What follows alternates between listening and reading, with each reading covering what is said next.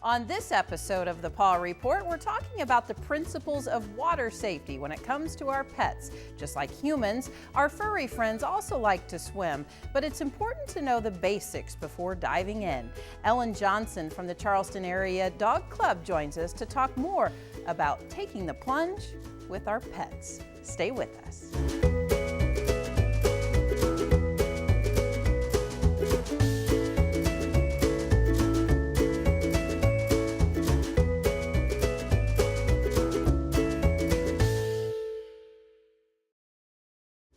Production for the Paw Report is made possible by Inyart Tire and Auto Center in Charleston and Mattoon. Inyart offers complete auto repair. Inyart Tire and Auto Center cares about our community and thanks you for being a responsible pet owner. More information at inyart.com.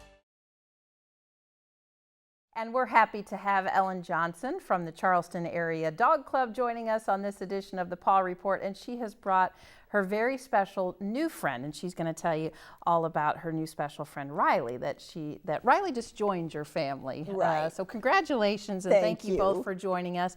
And today on this episode of the Paw Report, we're talking about swim safety for our four-legged friends in our family. And Ellen, you teach a class on swim safety, and I found it very intriguing that probably a lot of families out there with pets don't know that you need to take some precautions and think about water safety when you take your Rileys or your other four-legged friends to the creek, lake, or pond or pool, if you will. So, you know, the first logical question I think I have for you is, do all dogs know how to swim? Is that just an instinct for them? Many water dogs swim from birth almost. Some dogs swim like bricks. The bully breeds are not terribly good in the water. That would be bulldogs, pit bulls, Amstaffs, not so much. Then the water dogs, the difficulty with water dogs is you can't keep them out of the water. And what types of dogs? Obviously retrievers are going to be a big one. Other dogs that they're just magnets to the water. Well, they're the 5 retrievers, of course. And there's some lovely dogs included in that group that are not known, and it's too bad. The curly coat is a lovely dog. The flat-coated retriever is lovely. Then we have the Nova Scotia duck-tolling retriever, which dances on the side of the lake to attract the ducks. And then, of course, the Labrador, which is the #1 favorite dog of America and has been for many, many years, more than 14, I believe. Then we have the Newfoundland, which is meant to rescue full-grown men from the ocean and is used, you can see them being dropped by a helicopter into towboats and rescue people. And the Leyenburger is another breed, which is bred actually from the Newfoundland and is webbed feet. So if you want to find out if you have a mixed breed and it likes water, you look at its feet. Water dogs have webbed feet. Mm-hmm. And as a member of the dog club, you teach a lot of courses. Is this a new course that you've taught, or is this something that maybe the community has said, we might need something like this? You know, I take my dog out to the lake or the pond or whatever, and you know, I think it would be helpful to have some techniques and safety tips. Well, I developed this myself because my first golden retriever had one dysplastic hip. And I was told by the vet that she couldn't do obedience, she couldn't work on concrete, she couldn't work jumping. So I was to swim her. So we went to the lake every day. And there is nobody at our lake at 10 o'clock in the morning. It's absolutely marvelous. And by working with my first golden, I developed a way of communicating with her while she was in the water. Recreational water retrieve is not for hunting dogs. Okay, we don't use dead ducks. We use bumpers. How do you begin the process? You have Riley. You just recently brought Riley into your home, and she's a female golden retriever. How do you begin the process with a pup like Riley? Or what if somebody wants to come to your class and they have an adult dog? I mean, I'm sure the process may be totally different. We use imitative learning. Okay, and imitative learning is the dog watches another dog do whatever it is you're trying to teach, in this case, the water retrieve. And we usually have about 4 dogs. And when the first dog, the demo dog, the experienced dog, goes in and gets the bumper, and I'll show you what that looks like if I can reach over my dog. These are bumpers. Okay. This is what we use instead of dead dogs. Anyway, you throw the bumper in, the demo dog goes and gets it. When the demo dog goes in the water, everybody's instructed to cheer. And then when they pick up the bumper correctly, which would be picking it up like this, and not like this, everybody cheers again. And then when they come out of the water and drop the bumper, everybody cheers again, and that is it. And it's just repetitive nature. You Yes, just keep well, it's in their blood. They are, as I said, with water dogs, keeping them out of the water is a lot harder than getting them to go in it. You do, however, want to have some control.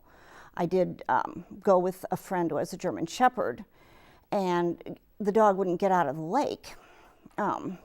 So that's why you use the bumper.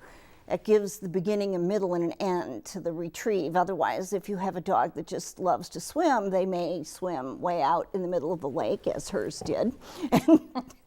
And not want to come back. Right. I had a black lab, and I literally had to start walking up to my vehicle as if I was exiting the location I was at, swimming with them, or swimming with Lucy was her name, and I'd have to act like I was leaving. And finally she would see me and she'd be swimming around in the lake, and then she'd get out and think, oh, I don't want to be left here. I better get out. So It is instinct, like you said. They just, but should you have the technique of the dominant dog, the going out and getting the bumper. Should a person just plop their dog in the water? Never. Absolutely never. The whole theory of dog training today is the dog does the behavior on a voluntary basis. Then you put the behavior on cue. And in this case, you don't use treats or any kind of reward because the dog gets to do the behavior. It's like having Mozart introduced to the piano. You don't have to give Mozart a prize for starting, not painting, sorry, music. You don't have to give him a prize for playing the piano because you can't get him not to play the piano. He's going to be playing the piano whenever. And the water dogs are the same way. You don't need treats. You don't reward them. You cheer. And this causes the dog, because emotions are contagious. So if the dog hears people cheering, that gives him a tremendous sense of power that he can get all these people to be so happy, and he feels happy. And that's it. And it can be a dog of any age. I mentioned Riley up to adult dogs. Puppies like Riley do not have oil in their coat. Retrievers have an oily coat, and that doesn't develop for several months. So because Riley is the age she is, you can't keep her out of the water, but if she were a winter puppy, she wouldn't be anywhere near the water. I don't want her first experience to be getting cold. So for summer puppies, they can get we have a wading pool at the club, and the puppies can go in if they want. If they want to.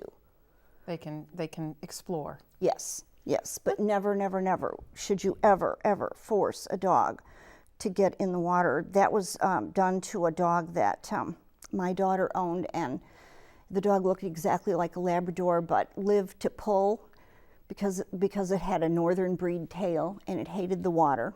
You would never know it by looking at it, and that's all it took, was taking the dog and forcing it to get in the water when it wasn't ready to do that, and never again. Not a good idea. No, it isn't. That's one don't. Let's talk about some of the other do's and don'ts when it comes to recreational water play for dogs. What advice can you give to owners out there? Do's and don'ts. Okay, the first and most important thing if you have a pool is never let your dog go in the pool unless the dog knows how to get out of the pool. Okay, dogs don't reason the way people do. So you have to train the dog how to get out of the pool. Okay? You have to make sure that they can get very disoriented in the water sometimes. So you leave a chair or a potted plant or something by where the stairs are, so that if the dog's swimming in a circle and gets disoriented, it can look for the chair, potted plant, whatever, and know that that's where the stairs are. Dogs have drowned in swimming pools because people have forgotten to show them how to get out of the pool. So that's the most important thing.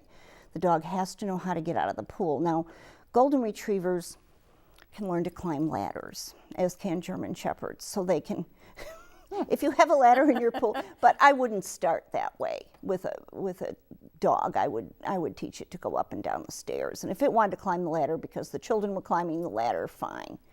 But dogs can drown from exhaustion in a pool.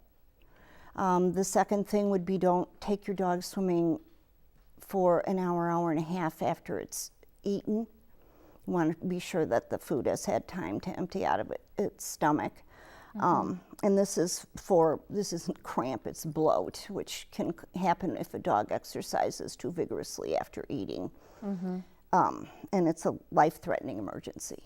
So we don't do no rough play of any kind after eating, and that would include swimming. The problem with the on-site flea and tick applications, if you take them swimming right after you've done that, it may not be as effective, so you might want to wait a couple days. To do that as well. Yes, absolutely.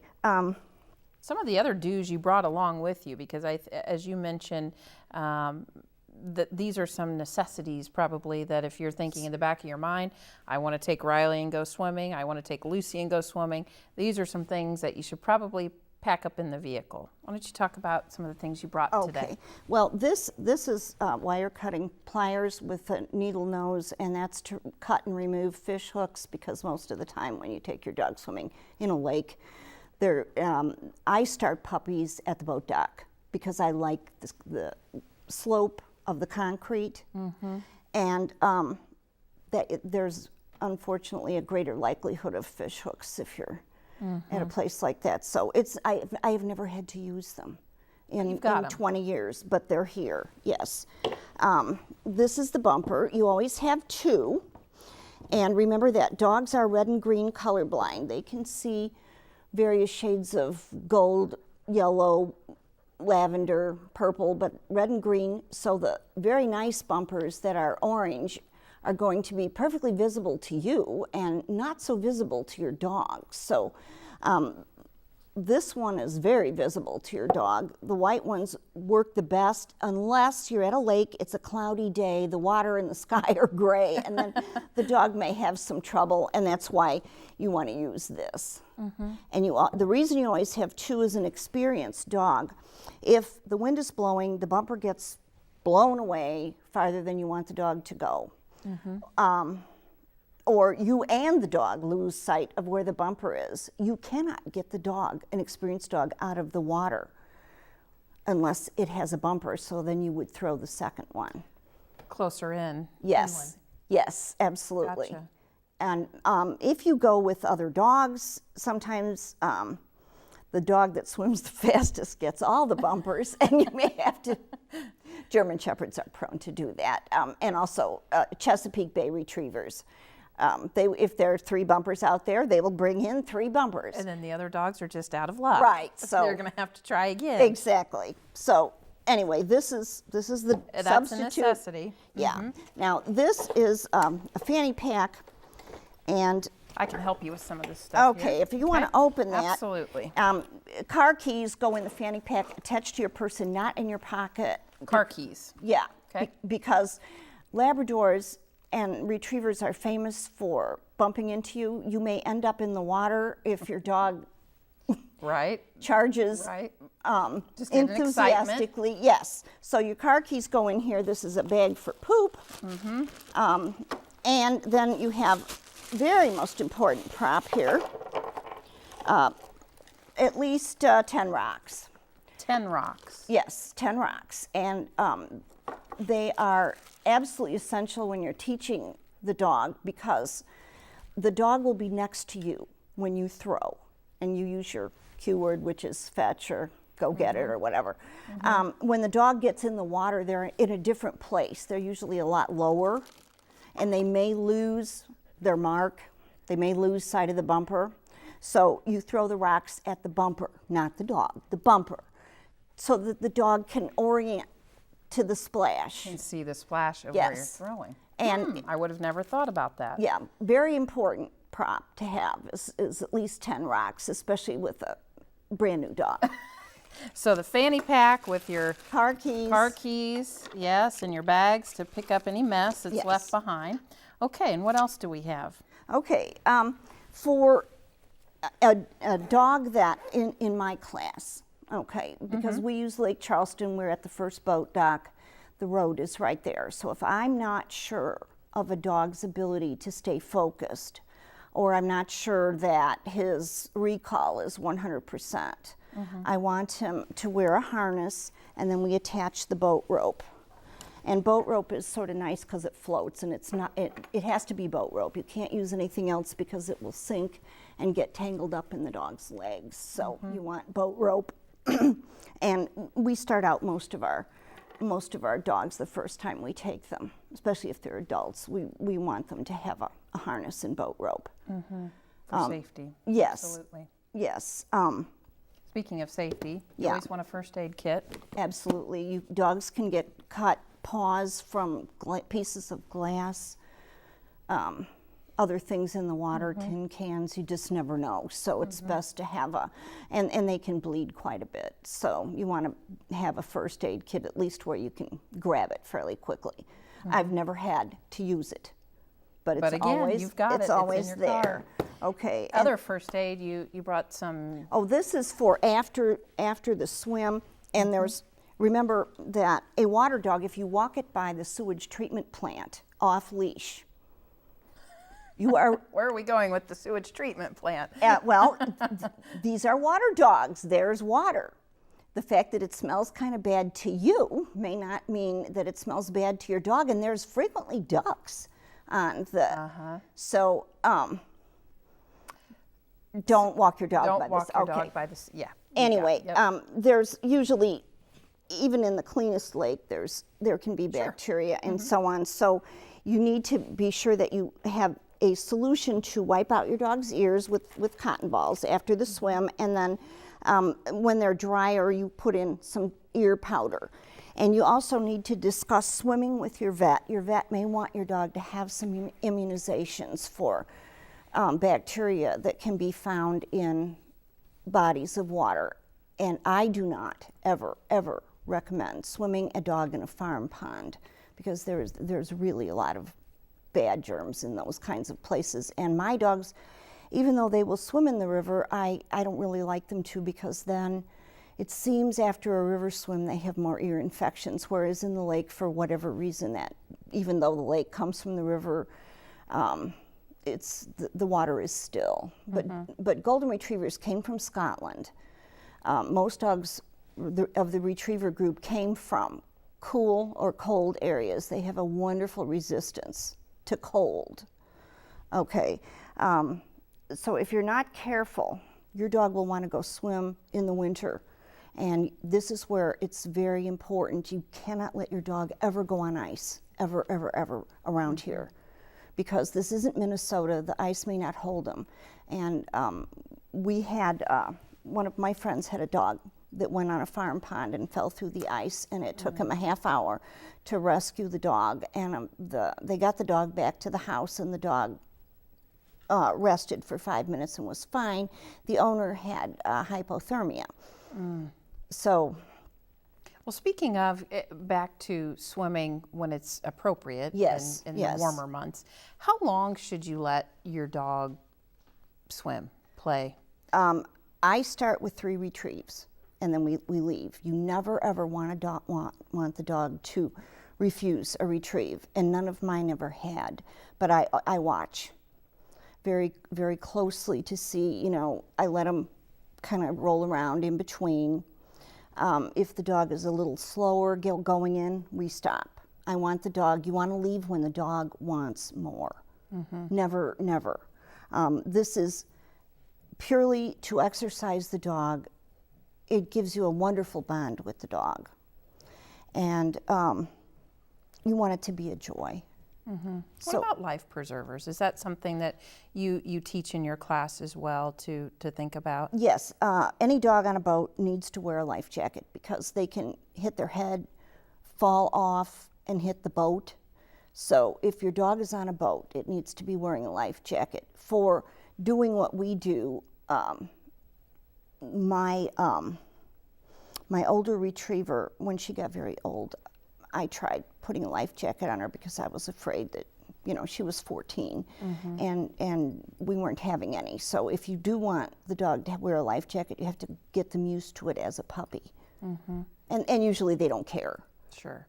Any post-swim rituals that you should, once your dog is finished and you know that you're about ready to leave, things that maybe as a pet owner, you mentioned cleaning, which I think the ears, yes. Is a very good one. Any other things that? Well, I brought my beach towel. I'm a big beach towel fan. You cover the dog with the beach towel and dry them off, and then you have a second beach towel in the car for them to lie on, unless you like wet dog. Now, if you're going to do a lot of swimming, you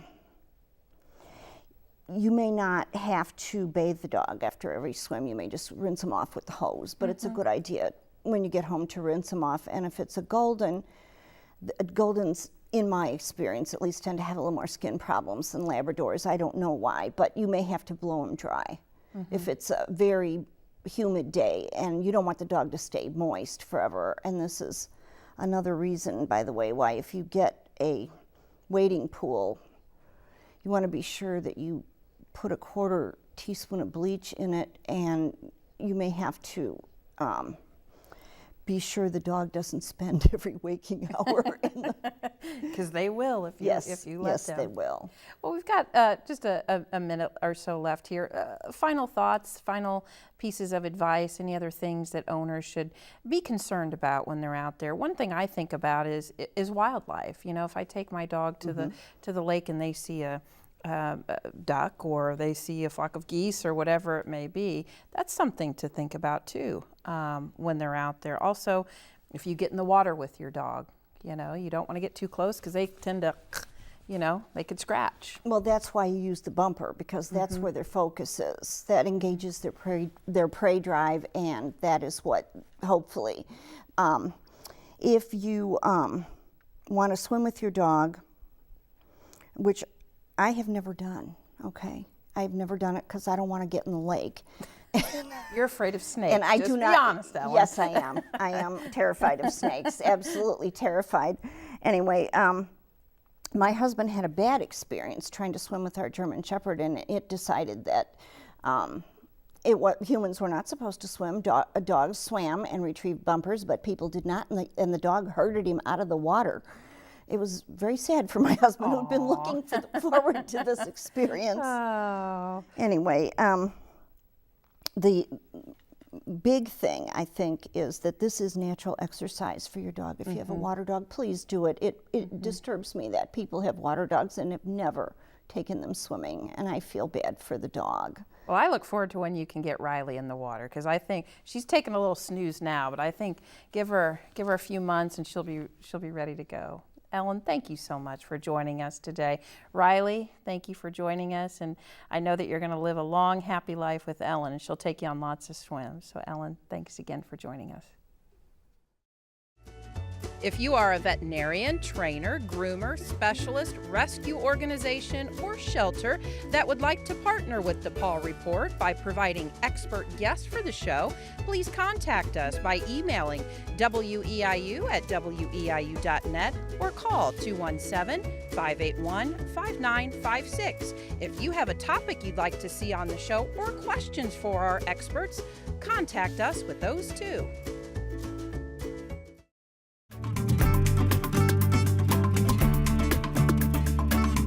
Research is suggesting having a pet comes with benefits that extend well beyond companionship. It turns out your pup might be helping you keep some pounds off. The more than 25 years worth of research shows pets are more than just another member of your family. They could be helping you keep your health in check as well.